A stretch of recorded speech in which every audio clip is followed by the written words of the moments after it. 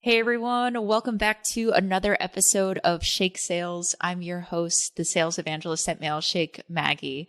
And today we're speaking with Amber Deibert, founder and performance coach at Amber Deibert Coaching.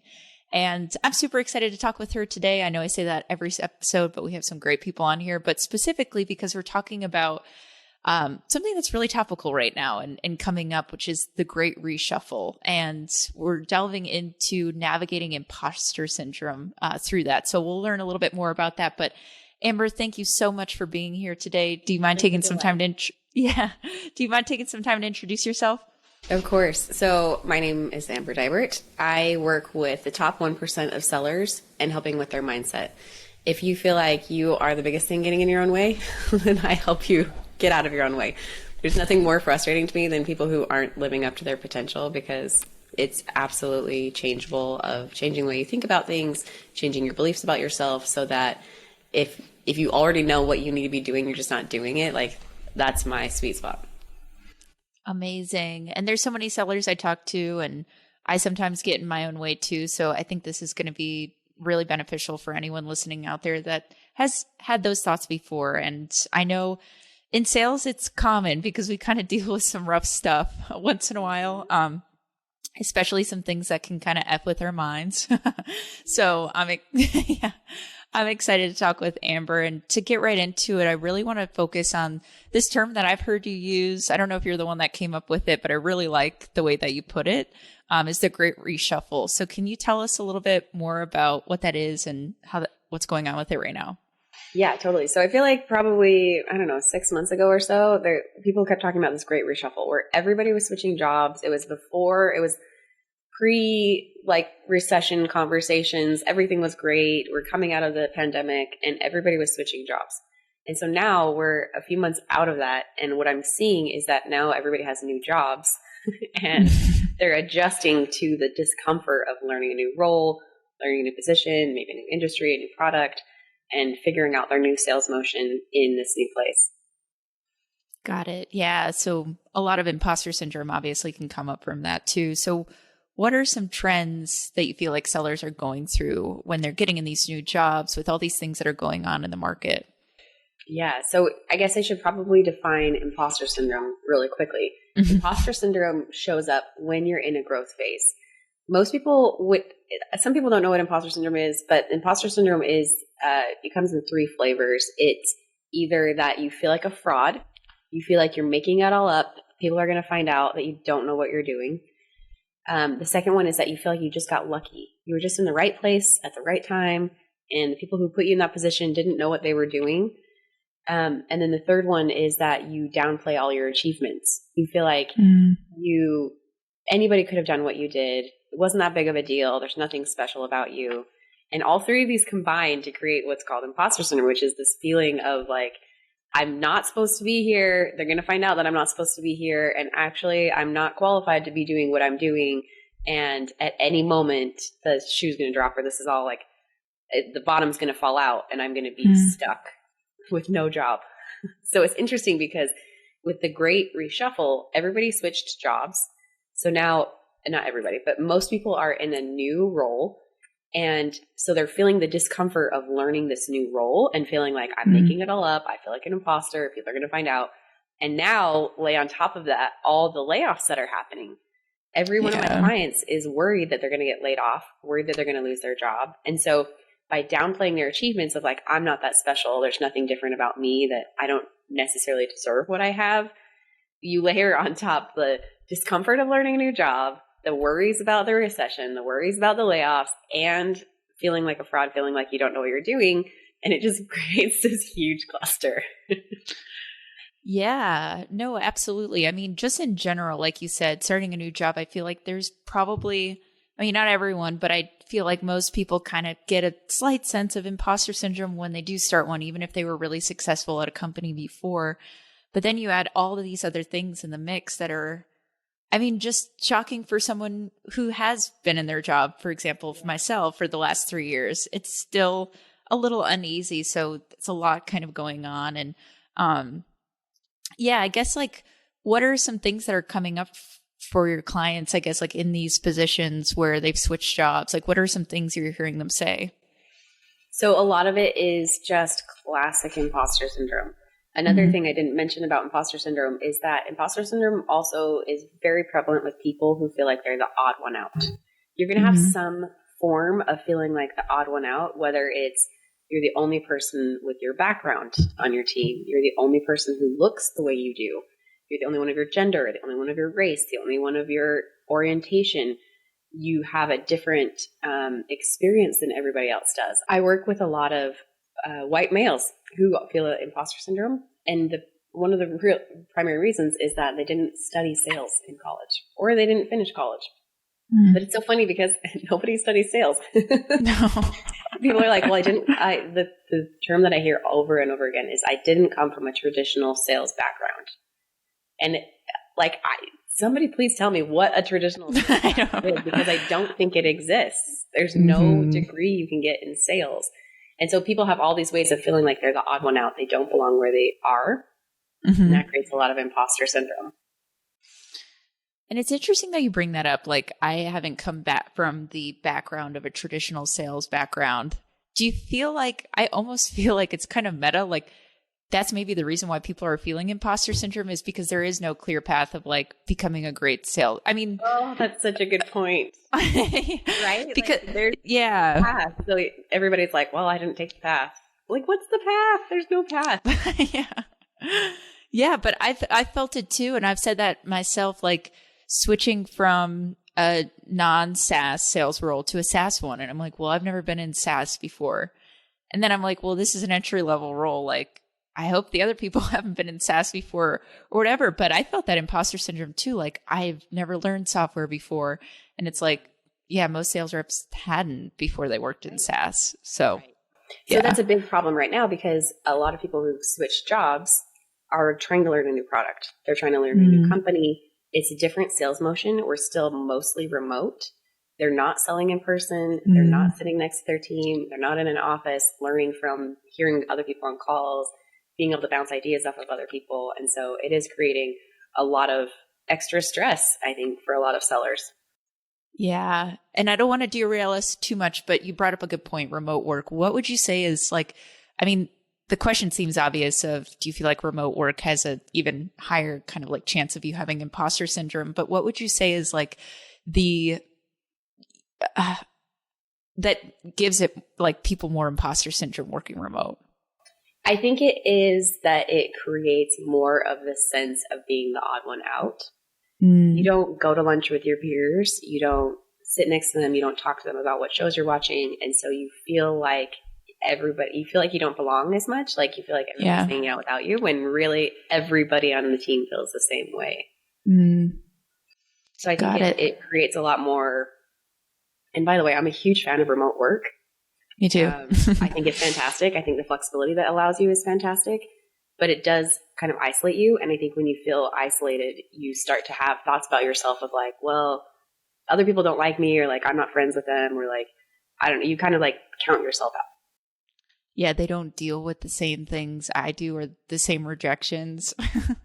And I know that that's like one of my favorite parts of work. I love remote work too, and I have been remote for the last 3 years. But one of my favorite things working remote as a sales rep is when someone was super mean to me or hung up, like turning to my friend next to me and making fun of that person, or, you know, just kind of using lighthearted humor to be like, all right, on to the next. So yeah, I think it's, you know, an important thing that people, you know, just realize. And I think sales managers, I hear some do a great job of really trying to not force the same type of camaraderie, but just, you know, being vulnerable with their reps, which I think helps others out there too. And just normalizing it, making it possible for people to feel that way, and making it apparent to everybody that everybody's feeling that same way. You're not the odd one out.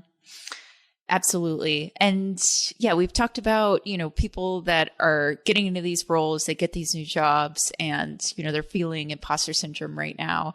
And one thing I've heard you say on past podcasts, and just from what I see you post on LinkedIn, is you can't feel imposter syndrome unless you're wildly successful. So can we just touch on that a little bit?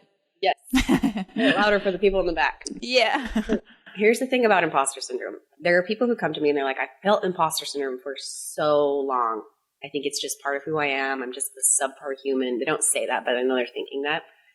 And the thing about imposter syndrome is you only feel it when you've achieved your next level of success.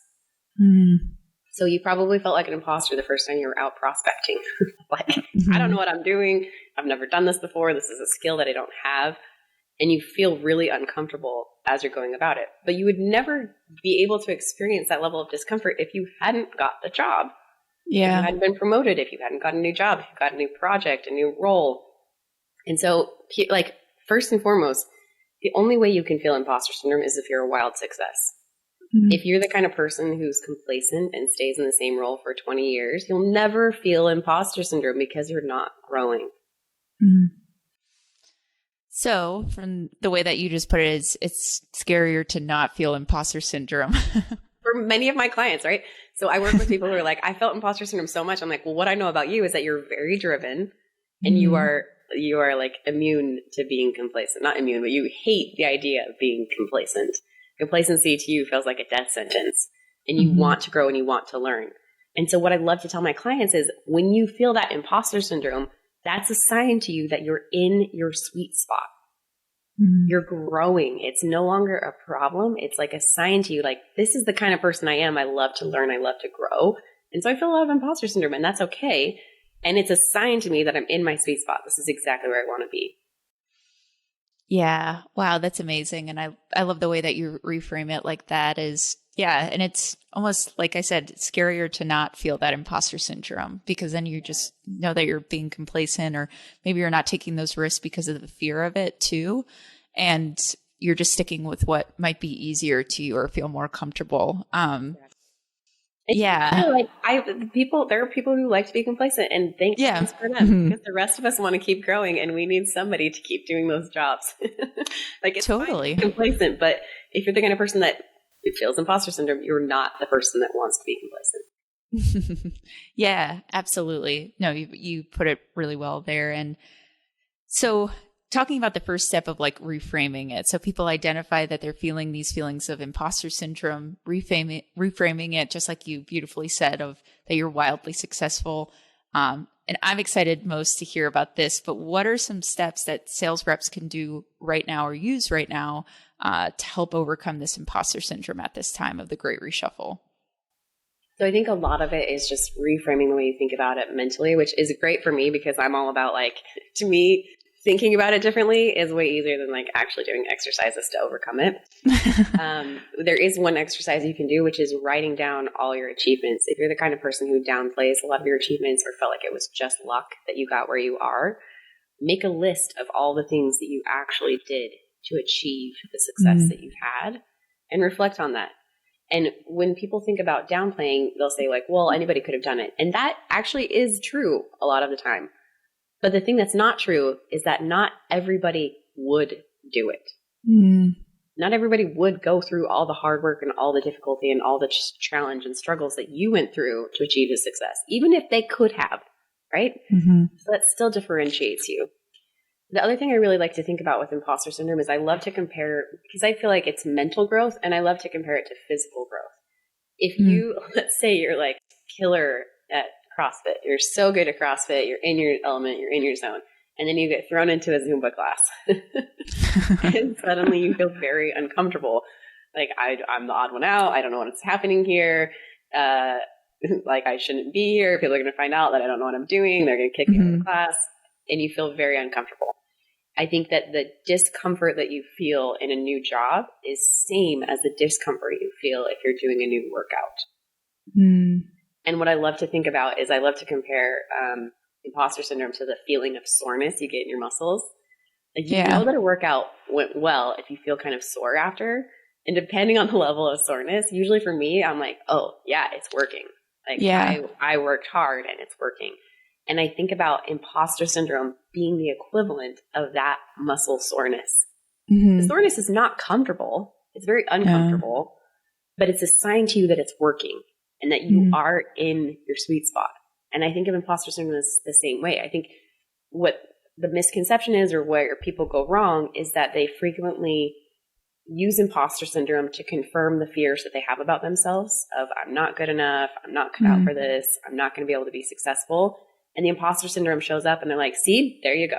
That's the evidence. Like, case closed, this is it. And so they use the imposter syndrome against themselves. But I think if you can switch the way you think about it and use imposter syndrome as a way to confirm that you're in your sweet spot, this is where you want to be, it's working. And then the last thing I'll say about imposter syndrome is that it literally cannot last if you keep going. So think about the first time you prospected and cold called. You felt like a wild imposter because you had no idea what you were doing, but you did it enough times that you no longer feel like an imposter at that. As long as you take action and continue to build that skill, pretty soon you'll have that skill and you'll no longer feel like an imposter anymore. So if you feel like an imposter at something right now, this new growth thing, this new thing in your company, a new product, you're learning the team, whatever it is, just keep going. And it is inevitable that imposter syndrome will go away. Most people are like, but I feel it all the time. Like, well, okay, you must be growing all the time. Like another problem. But it's also a sign to you that like you're learning new skills. As long as you keep doing that motion, you're going to, imposter syndrome cannot last. Yeah. And first thing that you mentioned is like having the appreciation for the past too. It's so easy when I was doing demoing, I've done 2,000 demos.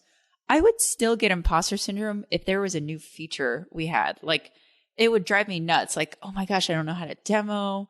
You know, I've been doing this for so long, but nothing. And it's because that new feature came in and I'm like, I need to learn how to, you know, effectively talk about it. So I love what you said of just writing down those accomplishments, because I think that's where we can really like appreciate it. Even in my own phone, I have like a file of all my screenshots of things that I've done, like hitting quota or an email that someone sent me or something like that, just so I can refer back to it. So I think that is super important just for like not combating it, but just knowing like, hey, this imposter syndrome is normal. I'm successful. I'm in my sweet spot, like you said, and that it'll pass. And I love that you compare it to the soreness, because I think we've already identified anyone who feels sore feels pretty great about it. I don't hear people saying like, unless you worked out way too hard where you hurt your body. But yeah, it's like we've recognized. And you don't have any reason to feel sore. Yeah. More and more of like, not exercise, why am I sore? You wake up sore because of a random position you were in is a different story, but you know that it's working. It's like a sign of that growth. And I think if we can associate it with the same thing when it comes to our jobs or, you know, something mental happening to us, like imposter syndrome, that, you know, we can really shift that there too. But I guess I have kind of a challenge to something that you said, because you said imposter syndrome is when you feel like you're in that sweet spot. Are there ever scenarios where, you know, someone's feeling imposter syndrome, but maybe they're growing in the wrong direction? Does that make sense? Like it isn't their sweet spot. That's such a good point. And so I have a peer, Ali Razaskos. I'm going to say her name wrong. You can find her on LinkedIn. She calls herself the Imposter Syndrome Coach. And that is exactly what she focuses on. Sometimes you feel like an imposter because you're living the wrong life. This isn't the life that you should be living. And so I don't focus on that as much. Ali focuses a lot on that. So I love to send people over to her. I focus more on if you have a goal that you're trying to attain, you feel like you're in the right place. You just feel like you're getting in your own way. But yeah, there's definitely a part where it's like, I feel like an imposter because like this isn't the life that I want, actually. Gotcha. That's a whole other question. Whole other interview with someone. Yeah. But awesome. No, because I just heard you say sweet spot and I was like, I wonder if that ever comes up. So awesome. We'll follow Ali out there too. And Amber, thank you so much for talking with me today about imposter syndrome, how you've helped people through it right now during the Great Reshuffle. Where can people follow you? Where can they learn more about your coaching, the courses that you have out there? Tell us everything. Yeah. So you can find me on LinkedIn. I'm very active there. Look for Amber Deibert. You can also check out my website, amberdeibert.com.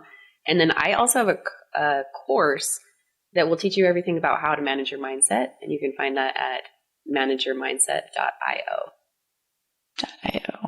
Awesome. Pretty easy there. Well, follow Amber on LinkedIn. I'm following her right now, and she gives some great tips out there for sales reps who are most of the audience that listens to us too. So, and then contact her if you want more coaching or just any of her courses there. But Amber, thank you so much for being on here today. Of course. It was a pleasure. Thanks, Maggie. Yeah. And thank you everyone for listening to another episode of Shake Sales. We'll catch you next time. Bye.